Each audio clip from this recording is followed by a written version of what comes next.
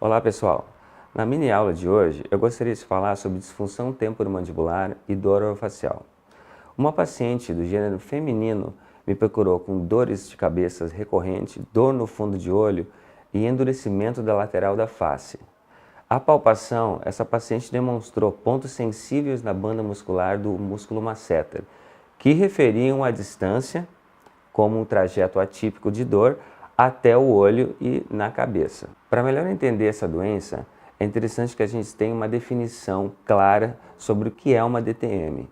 Talvez a definição mais prática e abrangente da literatura seja aquela formulada pelo professor sueco Gunnar Carlsson, seu colega Thomas Magnusson e o professor brasileiro Antônio Sérgio Guimarães. Esses autores definiram a disfunção como um largo espectro de problemas clínicos da ATM e dos músculos da região orofacial, que podem produzir dor, função irregular da mandíbula, sons articulares, sem nenhuma origem dentária ou periodontal. Para compreender melhor a disfunção temporomandibular, é interessante fazermos um panorama da doença.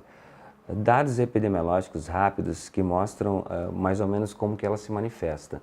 Em crianças, os sinais clínicos são leves e a prevalência é baixa. Com o aumento da idade, os sintomas vão aumentando. Adultos jovens são pacientes que têm uma grande prevalência em disfunção temporomandibular. Veja que o gênero feminino é o mais afetado. Mulheres entre 20 e 50 anos de idade possuem mais DTM do que homens nessa mesma faixa etária. Os sinais clínicos tendem a diminuir com a idade e baixam substancialmente a partir da senilidade, 70 anos em diante. O que a gente precisa entender para poder tratar uma disfunção temporomandibular é, acima de tudo, um diagnóstico seguro. Para isso, a gente precisa descobrir que tipo de DTM o paciente tem. Uma DTM articular ou uma DTM de origem muscular. E até mesmo uma DTM de origem mista, articular e muscular. A especialidade de DTM possui vários critérios validados cientificamente para essa classificação ser segura. Os DTMs musculares são mais frequentes. Aproximadamente em torno de 70% dos pacientes possuem DTMs apenas musculares. As doenças articulares ou disfunções temporomandibulares de origem articular são minoria, em torno de 8 a 10% dos pacientes, até menos às vezes. Existe um outro grupo seleto que são os pacientes que possuem DTM mista, em torno de 18 a 20% dos pacientes. Esses dados são extremamente relevantes para você partir a fazer um diagnóstico seguro. Critérios validados de pesquisa, como um dos mais reconhecidos mundialmente, como o RDC, Research Diagnosis Criteria, mostra que as disfunções temporomandibulares variam muito em termos de classificação. As musculares podem ir desde uma dor muscular pontual até dores difusas e dores musculares referidas à distância. Já as desordens articulares são classificadas como desordens do disco articular, aquelas que são mais frequentes, né? As desordens de hipomobilidade da articulação, hipermobilidade da articulação, como subluxação, luxação, e desordens degenerativas da articulação, como osteoartroses, reabsorção condilar idiopática, artrites sistêmicas, dentre outras. Mas afinal, o que causa DTM? A etiologia da DTM é multifatorial. Em primeiro lugar, é preciso haver a predisposição individual para se ter DTM. E os fatores que causam a DTM normalmente são divididos em fatores biológicos e fatores psicológicos, que interagem de forma bastante abrangente entre si. Os fatores biológicos causadores da disfunção normalmente envolvem o bruxismo, hábitos comportamentais como apertamento de dentes diurno, mordiscar lábios e língua, dentre outros hábitos que a pessoa tem durante o dia, durante suas atividades. Também os distúrbios do sono estão muito relacionados à disfunção, porque o sono não reparador, ou um sono entrecortado, como sono com ronco, apneia, os pacientes tendem a fazer mais bruxismo.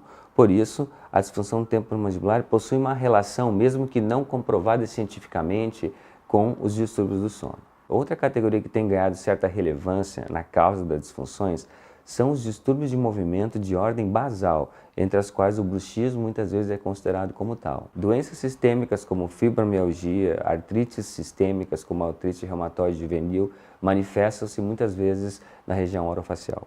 E a má oclusão dentária, que hoje é considerada mais como um fator de risco para o desenvolvimento das disfunções. A má oclusão dentária não é mais, como no passado, considerada um fator primário para o desenvolvimento da disfunção temporomandibular.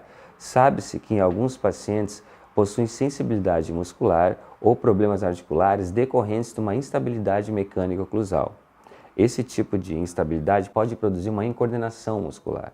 Portanto, a oclusão é um fator que deve ser avaliado pelo profissional, porém não é um fator que deva ser superestimado na causa da disfunção. Dentre os fatores psicológicos que interagem com os fatores biológicos estão o estresse emocional, o estresse psicossocial, tipos de personalidade como vigilância excessiva em saúde, sofrimento por antecedência, estilo de vida estressante pode induzir a hiperatividade muscular, gerando ansiedade, e a depressão também possui grande relevância com a disfunção temporomandibular. Um estudo de Sipila de 2006, por exemplo, com uma larga amostra de indivíduos, não pacientes, em torno de 6.000 indivíduos na Finlândia, revelou que em torno de 8% dos pacientes tinham dor facial. E desses 8%, 27,5% eram depressivos. Portanto, existe uma associação muito relevante entre tensão emocional e tensão muscular. Quando se fala sobre o manejo do paciente com DTM, é importante que o profissional esteja devidamente treinado para diagnosticar e devidamente classificar a DTM que o paciente possui.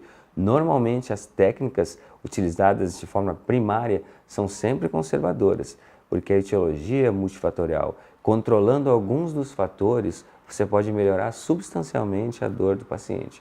Técnicas invasivas são utilizadas de forma secundária, porque são tratamentos irreversíveis e que você não tem certeza absoluta que um tratamento irreversível como modificação da oclusão por tratamento protético, tratamento ortodôntico, tratamento cirúrgico, possa levar de fato a uma melhora para o paciente.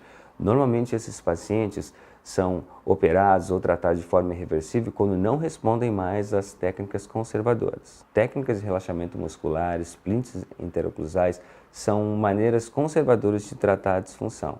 Elas normalmente podem ser associadas umas às outras ou utilizadas individualmente. Fazendo um resumão sobre a DTM, é importante que o profissional saiba que esse tipo de doença é multifatorial, tem uma natureza multifatorial com predisposição individual. Os sintomas são variáveis com o tempo, por isso a característica recorrente da doença. Às vezes a pessoa está melhor, com menos sintomas, às vezes está pior, com sintomas mais agressivos. Isso porque os sinais e sintomas são flutuantes, transitórios e autolimitantes. A doença é não progressiva na maioria dos casos. Portanto, a opção dos tratamentos são sempre pelo lado conservador, primário, antes de qualquer técnica irreversível. Gostou dessa mini aula? Curta e compartilhe. Qualquer dúvida, escreva abaixo nos comentários que eu entro em contato com você. Até mais e fique ligado nos próximos vídeos.